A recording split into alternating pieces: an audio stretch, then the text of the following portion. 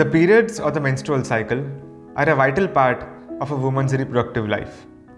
Every month when the woman gets her period, a series of events take place, right from the brain to the ovaries and the uterus. Today, we will be discussing this series of events along with the different hormones that interact with each other.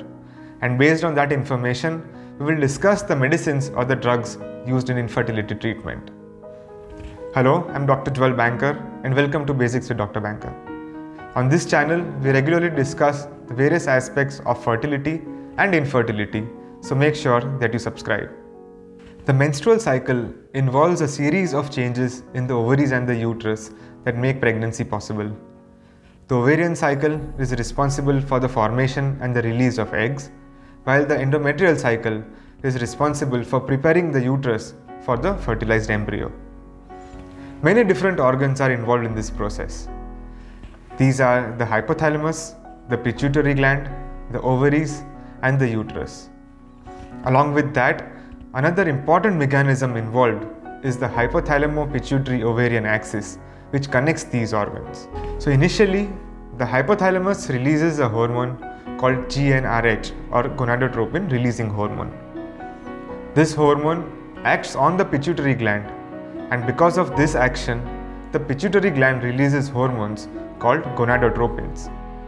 These gonadotropins can be of two types.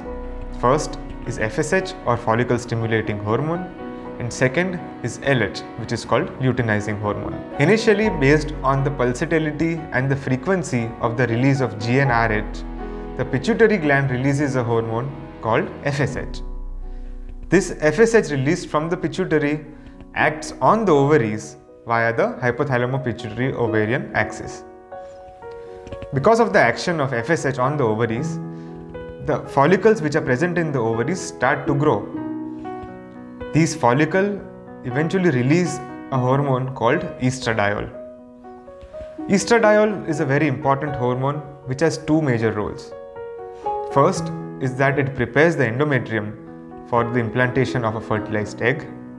And second, it causes a negative feedback to the release of the FSH from the pituitary gland. Because of the action of FSH, many follicles start to grow in the ovaries, but eventually out of all those follicles, only one follicle is selected by the ovary as the dominant follicle, which continues to grow and mature.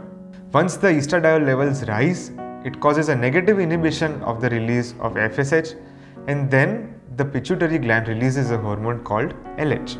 This LH is responsible for the maturation of the egg or the oocyte in the follicle. So gradually, as the dominant follicle grows and matures, a sudden spike in the LH levels causes its ovulation. Once the follicle ovulates, the egg is released, which is taken up by the fallopian tube on that side.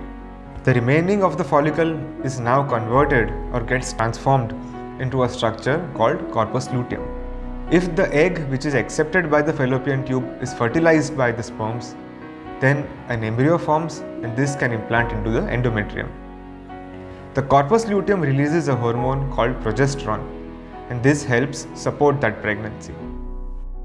If the egg does not get fertilized, the corpus luteum eventually disintegrates and the hormone levels fall, and this way the woman gets her period. This in brief is the ovarian cycle and is an important part in the reproductive life of a woman. Various organs, various hormones and their interactions are very important to achieve a pregnancy. The chance of achieving a pregnancy in any given month is called fecundity, and in young, healthy couples, it is around 15%. Let us now discuss the various medicines or the drugs used in infertility treatments. First is clomiphene citrate. Clomiphene citrate is a member of selective estrogen receptor modifiers. So what this means is that it modifies the action of estrogen. Clomiphene citrate binds to the estrogen receptors in the brain. So the estrogen released from the ovaries and the other parts of the body cannot get bound to those receptors. Now, as we know from the physiology that this estrogen is needed to stop the release of FSH. As the clomiphene citrate compounds remain bound to those receptors, the body still feels that there is not enough levels of estrogen in the body. Hence, the FSH and LH levels continue to rise. As the FSH levels continue to rise, there is development of more follicles, and hence this can give an increased chance of a pregnancy. There are two drawbacks of clomiphene citrate. First is that it causes multifollicular development, which means it can result in multiple pregnancies like twins or triplets. And second, that it has a negative effect on the endometrium.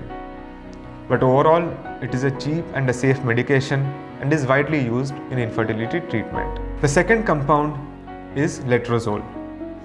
Letrozole is a member of compounds called aromatase inhibitors. Now, aromatase is an enzyme that converts the androgens which are present in the body to estrogens. This can occur in various different organs, like even in the fat cells and in the ovaries. Letrozole stops this conversion. So because of this block, the estrogen levels in the body remain low, and hence there is an increase in FSH levels. Hypothalamo-pituitary axis is not inhibited and the increase in FSH levels is moderate. Hence the benefit of letrozole over clomiphene is that it leads to a monofollicular development. Another advantage over clomiphene citrate is that it does not have a negative effect on the endometrium. This compound is also widely used in infertility treatment. Now the third hormone is HMG, or the human menopausal gonadotropin. This compound contains both LH and FSH activity. There are two types of HMG compounds. First is a urinary variant and second is a highly purified variant. The urinary variant contains equal amounts of FSH and LH. The highly purified variant also contains equal amount of FSH and LH, but in this compound, most of the impurities are removed and the non-hormone producing component of the compound is removed. The LH activity in the highly purified version is mainly given by HCG, hence this is a better compound. As the FSH and LH levels rise because of giving HMG, which is an injectable hormone, there is more stimulation of the follicles in the ovary, and this is beneficial in fertility treatments. The fourth compound is HCG, or the human chorionic gonadotropin. This compound is mainly used for triggering the final oocyte maturation. HCG is normally produced by the placenta and it contains LH activity.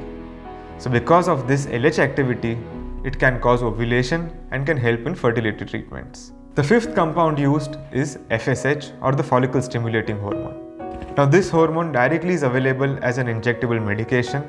It has three variants.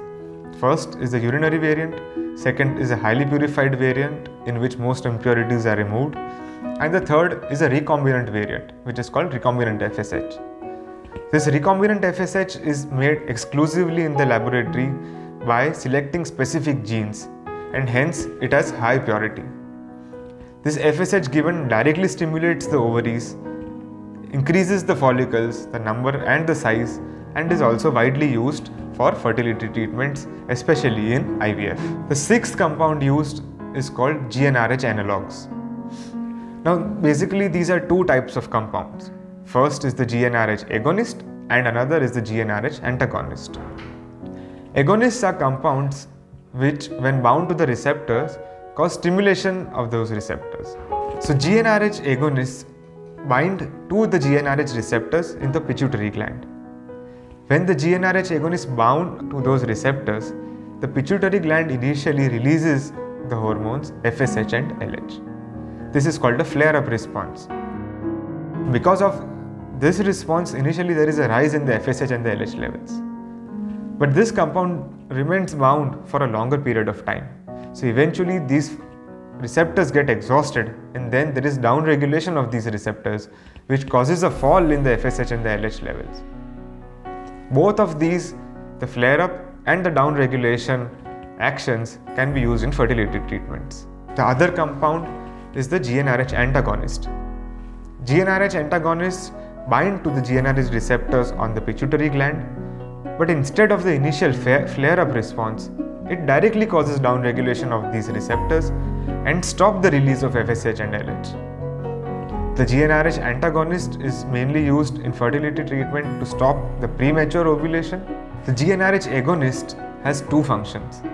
First, because of the downregulating effect, it helps in IVF treatments, and second, it can also be used to trigger the final oocyte maturation, like for a trigger injection. But as the GnRH agonist does not contain an LH component, it can only be used in all freeze cycles. So based on the desired effect, these compounds, either alone or in combinations, can be used in different infertility treatments. So the ovarian cycle is a complex cycle which involves interaction of various different organs and different hormones, and their timely interaction is necessary for a successful pregnancy. Based on the mechanism of action of these hormones, many different compounds are available which are widely used in infertility treatments. These compounds are usually safe and have minimal side effects, and hence are used worldwide. Thank you.